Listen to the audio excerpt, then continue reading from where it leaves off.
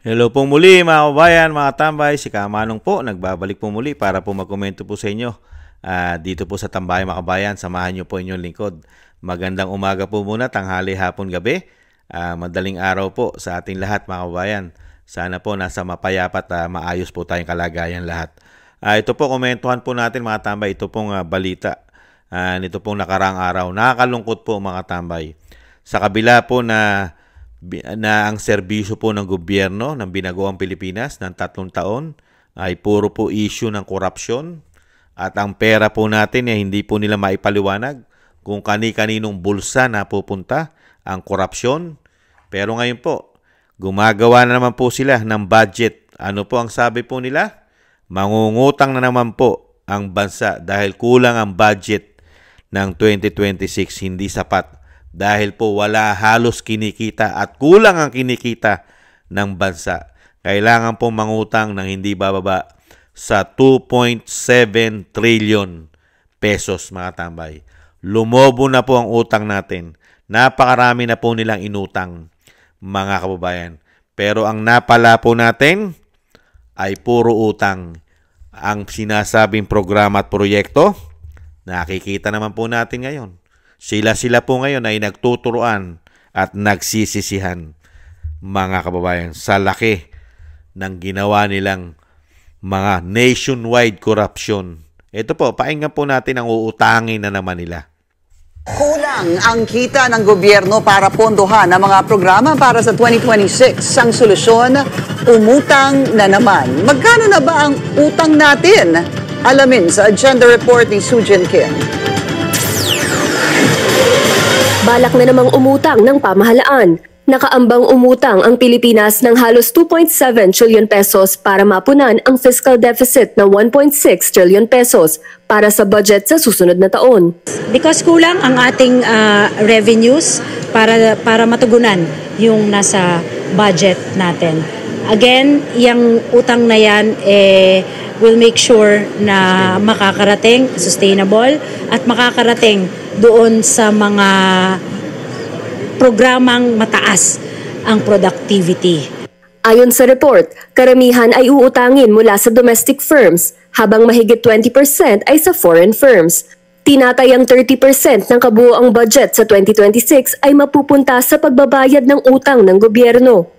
Mahigit 1 trillion pesos ang pantusto sa principal payment at halos 950 billion pesos naman para sa mga interest payment. Oo, kaya yan mukhang malaki dahil compounded. Compounded yan, binabayaran natin yung mga nakaraang taon. Dahil dito, inaasahang lalaki pa ang national debt at posibleng umabot sa mahigit 19 trillion pesos sa pagpasok ng 2026. Pero giit ng DBM, ang incremental increase ng pag-utang ay nasa single digit na lamang ngayon. Kumpiyansa rin sila sa debt to GDP ratio ng bansa. Ayon kay Pangandaman, hanggat lumalakas ang ekonomiya, kayang bayaran ng bansa ang mga utang nito. Para sa agenda, Sujin Kim, Billionaire. Grabe, no? Kasinungalingan, ginagawang tangat bobo mga Pilipino. Gumaganda ekonomiya ng bansa at mababayaran daw po ang utang. Meron po bang mababayaran na utang? Principal lang, hindi mabayaran. Hindi ba katarantaduhan yon? Yung interest nga lang, hindi mo mabayaran eh. Kailangan mo pang mangutang. Mga principal, mga interest ng inutang, hindi mo mabayaran. Kulang ang pera na pumapasok. Walang kinikita. Kinakapos. Kaya ka nga mangungutang, yung mahigit 30% ibabayad mo lang sa interest ng inutang mo. Tapos sasabihin mo, huwag mag-alala, single digit na lang ang inuutang. At yung inuutang, yung mahigit 30% sa inutang mo, ibabayad mo lang sa utang din. At hindi makakabawas ng utang, ha? Dahil ang babayaran mo lang, interest. Interest! Hindi po ba puro katarantaduhan at kademonyuhan umano ang mga ginagawa po sa atin itong mga tao na ito? Komento ko po. Uutang na naman po. At sinasabi po na hindi naman daw po masasayang ang uutangin. Mga ba, hindi po ba nasasayang ang inuutang? Lalong-lalo po sa mga programa at proyekto ng 3 taon. Ngayon nga lang nagkakagulo na sa investigasyon sa Senado at Kongreso kung sino ang pagbibintangan nila sa malawakang nationwide corruption sa ating bansa.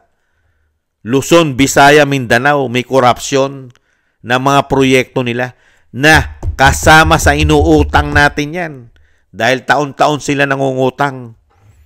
At ngayon, mangungutang na naman at sinasabi na gumaganda at maganda ang ekonomiya, at mababayaran naman daw po natin ang inuutang nila.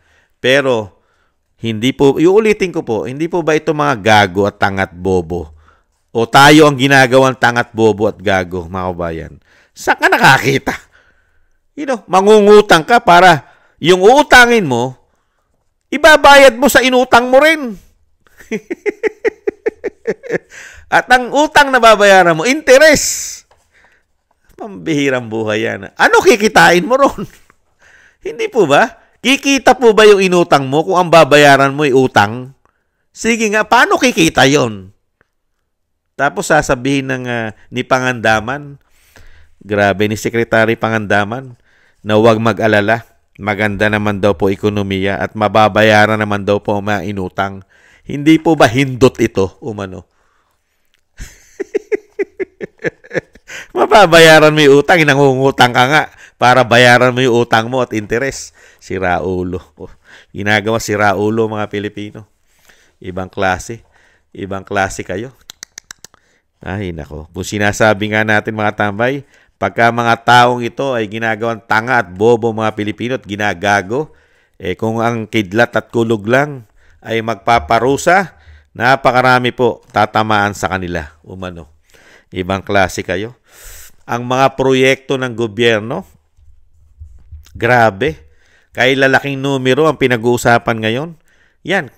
Kasama po sa inutang natin yan. Gano'n na po kalaki ang inuutang po nila. At wala po nakikita ng 3 taong malalaking programa. At wala pong natatapos na sinasabi nilang better more. Yung build better more nila. Ano po? Ano po ang ibinigay sa atin na natapos? Mahiya naman kayo. Mga magnanakaw kayo. Mga demonyo kayo. Yan po ang binigay sa atin na build better more. Mahiya naman kayong mga magnanakaw kayo. Yan po sinasabi ng Pangulo Hindi po ba? Pero ngayon, ibinabaon po tayo sa utang dahil mababayaran naman daw po natin yung inuutang nila. Hindi po ba? Hindi po ba napakawawalang hiya nitong mga ito, umano? Ibinabaon ka sa utang, tapos sasabihin mababayaran. Ibang klase. Ang inuutang na po ng bansa ay lumobo na po. Nasa 17 trillion na po mahigit ang utang ng bansa. Ngayon, madadagdagan na naman po ng 2.7 trillion. Papalo na po ito sa 19 trillion mahigit. 19 trillion na po ang utang natin mahigit. At dire-diretso pa rin po sila mangungutang dahil kinakapos po sa revenue. Wala po halos pumapasok. Sa dami po ng ninanakaw ng mga demonyong mga politiko sa ating bansa, kinakapos po ng pera at kailangan mangutang. At patuloy na patuloy pong lumalaki ang sinasabi nilang proyekto at programa nila.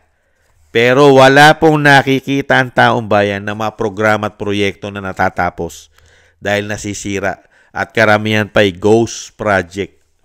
Hindi po ba mga demonyo ito, umano? Nakita nyo po kawalang hiyaan? Makatambay. 19 trillion na po mahigit pagka ito po naiutang at pinautang po tayo. Mahigit 19 trillion na wala po tayong nakitang malalaking natapos na proyekto. Hindi po katulad kay dating Pangulong Duterte. Napakarami pong proyekto. Meron pang pandemya sa buong mundo at sa buong Pilipinas. At meron pa tayong pinagdaanan na giniera ang Marawi. Di po ba? At napakaraming kalamidad na nabigyan po ng solusyon. Pati nga yung problema na Yolanda. Di ba? Na ibang administrasyon ay natugunan din. Hindi po ba? Nakita nyo po yung tunay na leader at maayos maglingkod at hindi corrupt na leader.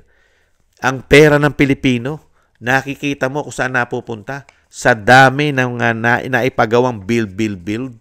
Samantala ngayon, ang ipinagmamalaki nila yung dami ng inuutang nila at mababayaran naman daw po natin. Tayo magbabayad eh. Sila ang kumukuha ng napakalaki pero tayo magbabayad. Nakita nyo po, nung kay dating Pangulong Duterte, nakautang po siya sa kanyang panunungkulan ng 6 trillion mahigit. Mga hindi bababa sa 6.4 trillion. Pero napakarami po nating nakitang programa, proyekto. May pandemya pa. Meron pang Marawi at napakaraming kalamidad. Pero napakarami pong nagawa. Pati ang ating mga sandatahang lakas, nadagdagan ng asset pa natin, ng mga barko. Hindi po ba? Mga eroplano. Hindi po ba? Pero ngayon, mga tambay, yung kabuuang utang ni dating Pangulong Duterte ay pumalo po ng 12 trillion sa kabuuan nung bago po siya bumaba. 12 trillion po. Pero ngayon, 3 taon pa lang sila nanunungkulan, mag-4 na taon, papalo na po sa 19 trillion mahigit ang utang ng bansa. Ano po ang napala natin? Doon, sa mahigit 5 trillion, ibang klase. 12 trillion, magna 19 trillion, ibig sabihin, 7 trillion. Hindi po ba? Saan napunta at ano ang nakita natin at ano napala natin sa 7 trillion? Di ba? Sa mahigit 7 trillion na inutang mo ng 3 taon o mag-4 na taon. Sige nga.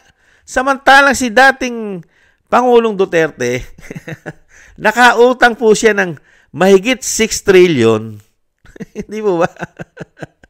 Ibang klase. Napakarami pong nakitang programa. Samantalang itong gobyerno natin ngayon, mahigit 7 trillion na ang inuutang mo. Ang sasabihin lang po sa atin ay mababayaran naman natin yung utang natin at gumaganda ekonomiya. Ang tanong, ano pinaggamitan mo ng inutang mo? Nasaan ang malalaking proyekto na pinaggamitan mo na mahigit 7 trillion? Nagtatanong lang po si Kamanong. Kasi kung papalo na sa 19 trillion mahigit ang utang ng bansa, 12 trillion yung dating Pangulong Duterte natapos ang utang ng ating bansa. Ngayon, mahigit 19 trillion. Saan napunta yun? Ano pinagamitan nun? Napunta po ba yun yung karamihan nun sa ICC? Doon po ba napunta yung iba sa ICC para ipatapon? Para bayaran ng ICC umano? Diba? Para makipagsabwatan sa politika? Nagtatanong lang si Kamanong. At kasama rin po ba dyan sa laki ng inutang nila na wala tayong makitang mga proyekto maliban po sa mga pinag-iimbestigahang korupsyon ngayon? Kasama rin kaya ang pagpapabagsak sa Vice President na trilyon daw po ayon sa isang senadora na kapatid pa mismo ng Pangulo? Trilyon ang ginagastos para pabagsakin ng Vice President? Kasama rin kaya dyan sa inutang na yan? Unbelievable. Ganyan po ang nangyari po sa ating kaperahan. Magmula po nang sila'y nanungkulan. Ibinaon po tayo sa utang at puro pangako ang sinasabi at puro salita. Salita na pangako na huwag mag-alala ang mga Pilipino. Huwag tayong mag-alala. Kaya naman daw pong bayaran ang principal interest ng mga walang yang ito umano. At ngayon, at marami pa raw pong programang kapaki-pakinabang. Ayon po rito kay Secretary Pangandaman. Ano po kaya mga proyektong kapaki-pakinabang ang nakita natin sa loob ng 3 taon? Maliban po sa yumaman ang mga demonyong politikong magnanakaw. Dumami ng dumami ang kanilang ari-arian pati sa labas ng bansa. At dumami po ang kanilang mga mansyon Hindi po ba? Dumami ang pinagagawa nilang mansyon at dumami rin po ang kanilang mga reserve at napuno ang mga kanilang mga vault umano. Yan po ang malaking pagbabago sa bansa. Hindi po ba? Yan po mga tambay, good luck po. Yan po ang napala natin. Mga tambay, yan po ang napala natin sa sinasabing build better more. At syempre po, ang sinasabi po nilang gagawing world class ang Pilipinas. World class po tayo sa dami ng utang. Walang nag-i-invest. Paano ka papasukin ng investor, na malalaking investor ng banyaga, kung ang nakikita sa bansa mo ay puro corruption? Sino mag-i-invest? Hindi po ba? Kaya nga puro utang po ang ginagawa natin. Sa laki ng ginagastos at kinukurap nila, kukulangin talaga ang pera ni Juan de la Cruz. Lalo-lalo na po sa laki ng inutang nila.